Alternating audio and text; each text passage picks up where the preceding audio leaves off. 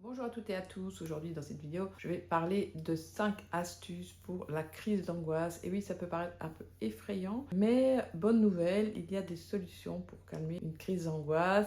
Et je te conseille de rester jusqu'au bout parce que la 5e astuce va vraiment pouvoir t'aider et elle est assez facile à mettre en place. Allez, on est parti, on y va. Alors la crise d'angoisse, c'est quoi? C'est comme une peur panique qui arrive soudainement, une grosse anxiété sans qu'il y ait de raison valable, et elle se caractérise par exemple par des symptômes comme de la palpitation, des sueurs, du redissement, des vertiges, des sensations d'étouffement, la gorge qui serre, etc. Elle peut durer entre 1 minute et une demi-heure.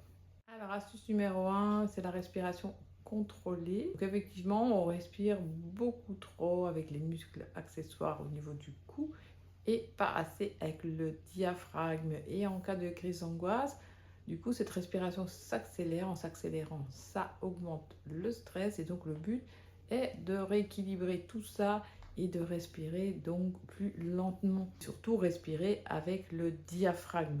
Je vais t'expliquer un exercice. Donc, c'est facile. Voilà ce que je te conseille. Donc, c'est d'inspirer en 4 secondes par le nez. On inspire 4 secondes. Ensuite, on bloque la respiration également 4 secondes. Et puis, on va expirer entre 6 à 8 secondes. On va essayer d'expirer le double du temps.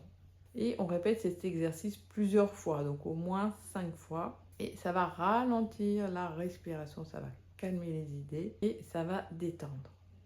Alors, deuxième astuce, c'est de l'exercice léger. Donc, le principe, c'est qu'en crise d'angoisse, on a une accumulation d'énergie, on a beaucoup trop d'énergie et qu'il faut la libérer. Alors, comment libérer cette énergie? Mais tout simplement par le mouvement. Donc, faites des petites marches, des petits allers-retours, autant qu'il sera nécessaire, jusqu'à ce que les énergies se libèrent.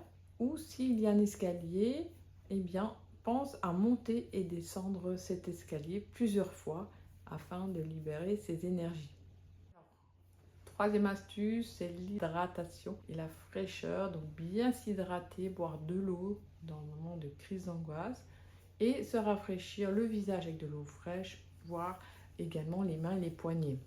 Donc l'idéal, c'est d'avoir une petite bouteille en permanence dans son sac quand on sait qu'on fait souvent des crises d'angoisse. Donc les solutions, c'est soit d'aller au magasin, s'acheter une petite bouteille d'eau afin de se rafraîchir et de s'hydrater, ou sinon de trouver un robinet d'eau où l'eau est bien fraîche et on peut effectivement boire, s'hydrater et se rafraîchir. Alors si tu aimes les astuces santé ou la réflexologie faciale, je t'invite à t'abonner. Comme ça, tu seras averti des prochaines vidéos, tu seras au courant des prochaines astuces. Quatrième astuce, ce sont les huiles essentielles. Et oui, il y a des huiles essentielles pour détendre et supprimer les angoisses. Je vous en donne 3, ce sont les 3 que j'utilise. Donc premièrement, il y a l'huile essentielle de basilic que j'utilise car elle est antispasmodique. Elle est idéale en cas d'angoisse et pour les personnes présentant la spasmophilie. Elle aide également du coup à un meilleur transit intestinal.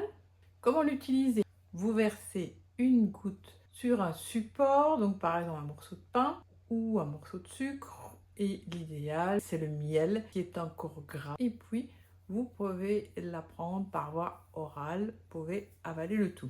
En contre-indication, attention, ne pas utiliser chez les femmes enceintes, les femmes allaitantes, chez les enfants et surtout les personnes présentant de l'hypothyroïdie, car elle a une influence sur l'hormone thyroïdienne qui s'appelle la thyroxine.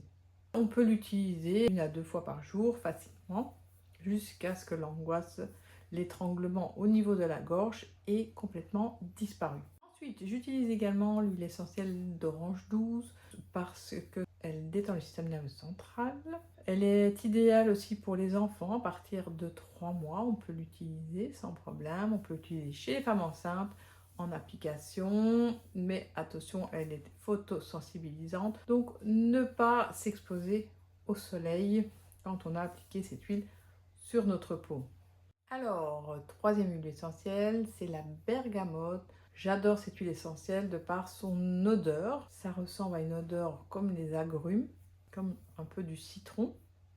Et je l'utilise en diffusion où je mets quelques huiles essentielles dans un pendentif dans lequel on peut y déposer 1 à 2 gouttes afin de se détendre. Vous pouvez également utiliser cette huile essentielle en positionnant une petite goutte sur le pli du poignet, donc que ce soit l'orange doux ou la bergamote, et respirer. Donc surtout la bergamote à l'utiliser en olfaction. Et l'idéal, c'est d'avoir sur soi sa petite huile essentielle dans son sac. Et en cas de crise d'angoisse, eh bien, c'est tout simplement respirer le flacon.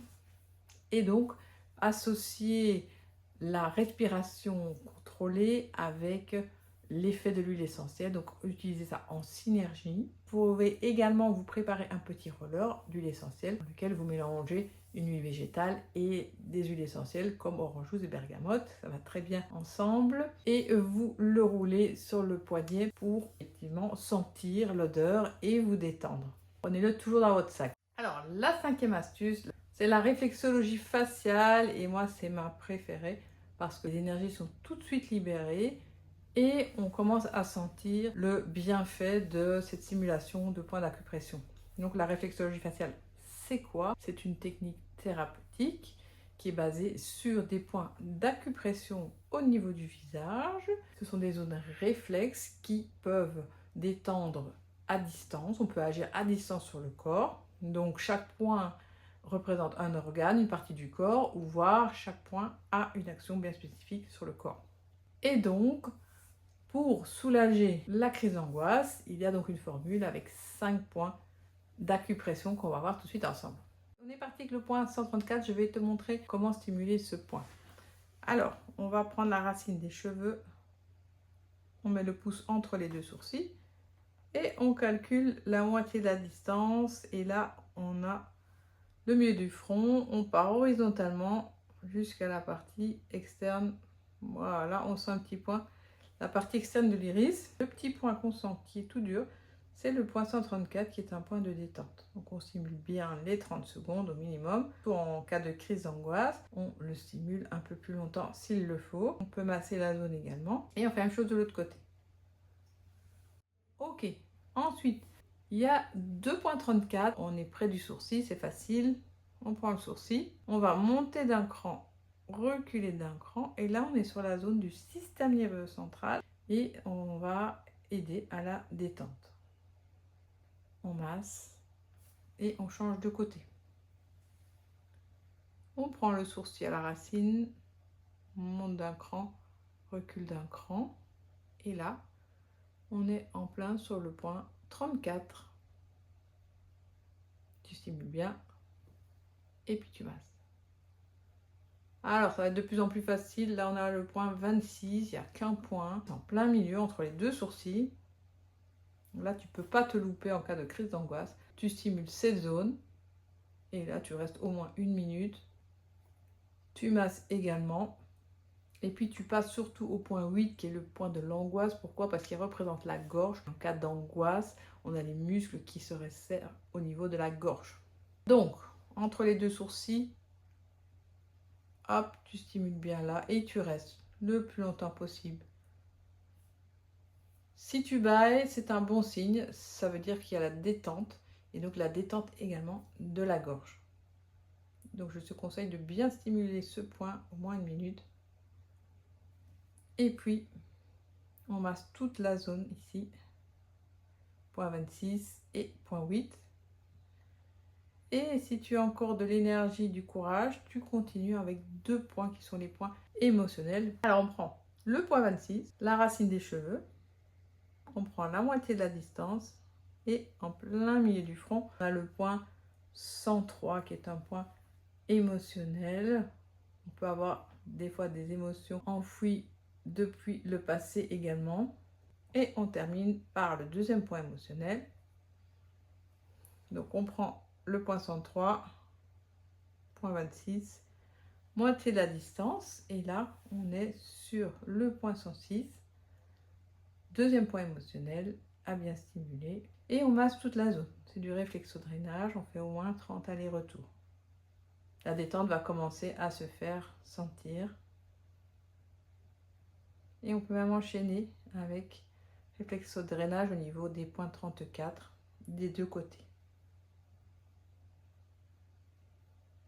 Voilà, donc si tu n'as pas ton stylet, eh bien, il n'y a pas de souci, tu peux te masser du bout des doigts, tu peux stimuler le point 26, il n'y a pas de souci, ça fonctionne, c'est un peu moins précis, mais ça marche quand même. En conclusion, voici donc mes 5 astuces en cas de crise d'angoisse. Je t'invite donc à les tester toutes les 5 pour voir laquelle te convient le mieux. Une astuce va peut-être convenir à une personne et ne conviendra pas à une autre, ou une astuce sera peut-être plus efficace chez une personne et pas chez l'autre. Ensuite, je conseille également de les utiliser en synergie. Donc, par exemple, la respiration contrôlée avec les huiles essentielles, la réflexologie faciale avec la respiration, etc., etc. Et je suis curieuse de savoir finalement quelle est l'astuce qui fonctionne mieux chez toi. Donc, je t'invite à me la noter. Voilà, donc si tu aimes les astuces santé ou la réflexologie faciale et que tu veux en savoir plus, je t'invite à cliquer sur la prochaine vidéo.